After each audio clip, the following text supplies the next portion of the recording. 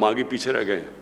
Technical education کی بہت ضرورت ہے، کیونکہ ہمارے اتنے زیادہ بے روزگار نوجوان ہیں، ان کو جب تک ٹیکنیکل ایجوکیشن نہیں ملے گا روزگار نہیں ملے گا۔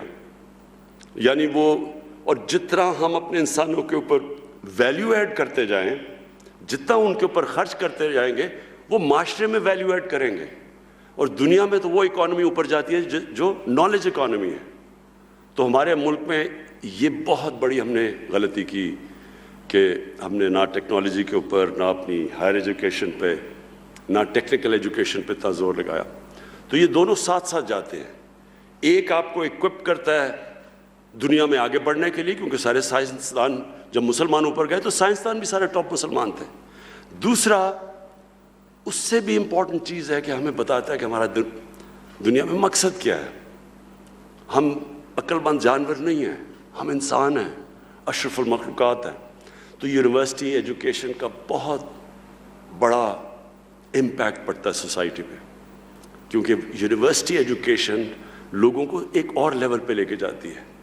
امریکہ کی جو اسینٹ ہوئی، جب آج سے 120 سال پہلے اوپر جانا شروع ہوا امریکہ، تو وہ اس کی ایک بہت بڑی وجہ تھی کہ دنیا میں سب سے زیادہ گریجویٹس امریکہ میں نکل رہے تھے۔ جب آپ کے گریجویٹس، جب آپ کی ہائر ایجوکیشن کے اندر آپ لوگوں کے اوپر انویسٹ کرتے ہیں اپنے پاپولیشن پہ، تو وہ خود ہی ملک اٹھا دیتا ہے، ضرورت نہیں پڑتی آپ کو کچھ کرنے کی۔ ایک پڑھا لکھا پاپولیشن خود قوم کو اٹھاتا ہے۔ تو میں آپ کو خراج تحسین پیش کرتا ہوں کہ یہاں سے آپ کے اتنے زبردست رزلٹس ہیں ملاکنڈ یونیورسٹی کے، اور انشاءاللہ میں نے محمود خان کو کہا ہوا ہے کہ جیسے جیسے ہمارے حالات بہتر ہوتے جائیں گے، ہم بڑے مشکل حالات سے نکلے ہیں۔ پہلے تو سال سٹیبل ہی کرتے رہے کیونکہ بالکل ملک مقروض تھا، اور میں آپ کو ذرا بتاؤں کہ مقروض کیسے تھا، یعنی آپ کو سٹیٹسٹکلی پتہ چلے کہ ملک کے حالات کیا تھے۔ جب ہم آئے تو ملک کے پاس پیسے نہیں تھے، اپنے جو باہر کی قرضوں کی قسطیں دینی تھی اور اپنی ری پیمنٹس کرنی تھی، ہمارے پاس پیسے نہیں تھے، ڈیفالٹ کر رہے تھے۔ ہمارے دوست ملکوں نے مدد کی، بچا لیا ہمیں ڈیفالٹ سے۔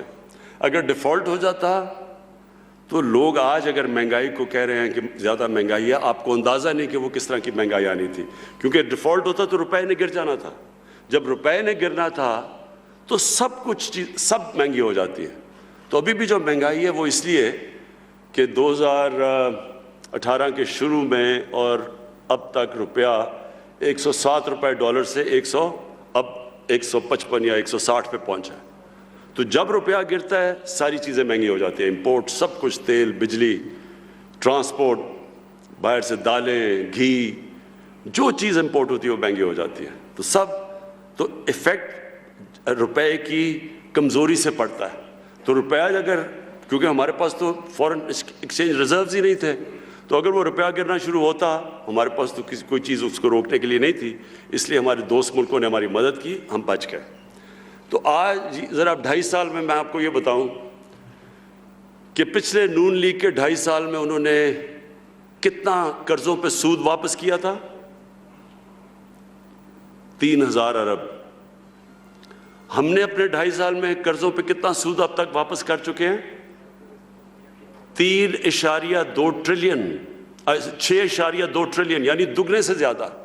6.2 ٹریلین ہم نے واپس کیا ہے، انہوں نے اسی ٹائم میں 3 ٹریلین واپس کیا۔ سود کے ساتھ جو ہم نے لون ریپیمنٹس کی ہیں، انہوں نے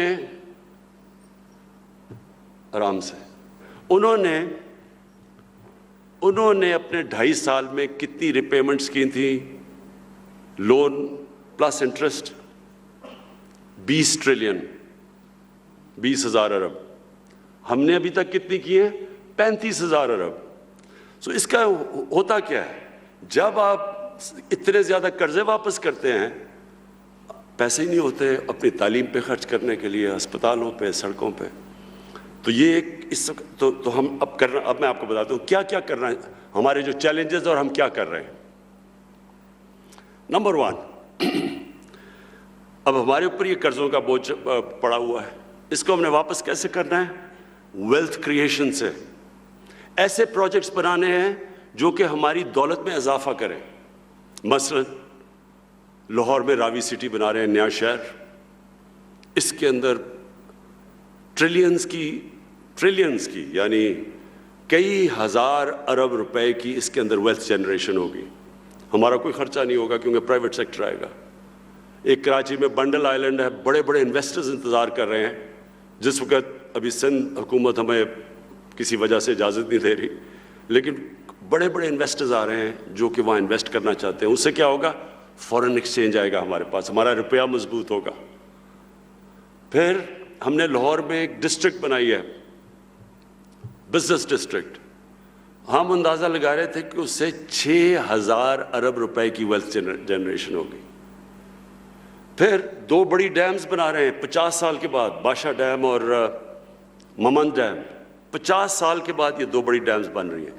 یہ ویلتھ جنریٹ کریں گی کیونکہ اس سے ہمارا پانی سے جو بچے گا, اس پانی سے ہم فصلیں زیادہ, ایگریکلچر پروڈکٹیوٹی بڑھے گی ہماری. سارا جو ہمارا چشمہ رائٹ بینک کینال کا, یہاں چیف منسٹر صاحب مجھے کہتے رہتے ہیں, وہ اس سے کم از کم کوئی 3 لاکھ ایکڑ ڈی آئی خان کے اندر زمین کاشت ہو سکتی ہے.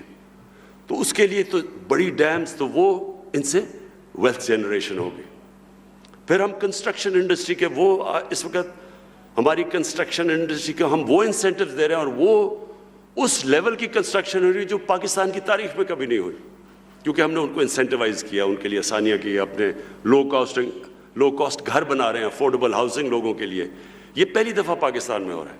تو جیسے جو کنسٹرکشن ہے اس کے ساتھ 30 اور انڈسٹریز جڑی ہوئی ہیں. تو جب کنسٹرکشن چلتی ہے تو 30 اور انڈسٹری چلتی ہیں, روزگار بھی ملتا ہے, ویلتھ کریشن بھی ہوتی ہے. اور پھر جو اگلی چیز ہے ٹورزم. ٹورزم ایک ایسی چیز ہے جو اکیلی ٹورزم پاکستان کو اتنا پیسہ لا سکتی ہے فورن ایکسچینج میں, جو ہمارا یہ جو سارے مسئلے ہیں فورن ریزروز کے, یہ سب ختم ہو سکتے ہیں. اور ٹورزم جو اس وقت اندرونی ٹورزم ہے, ڈومیسٹک ٹورزم ہے, وہ پاکستان میں ٹیک آف کر گئی ہے.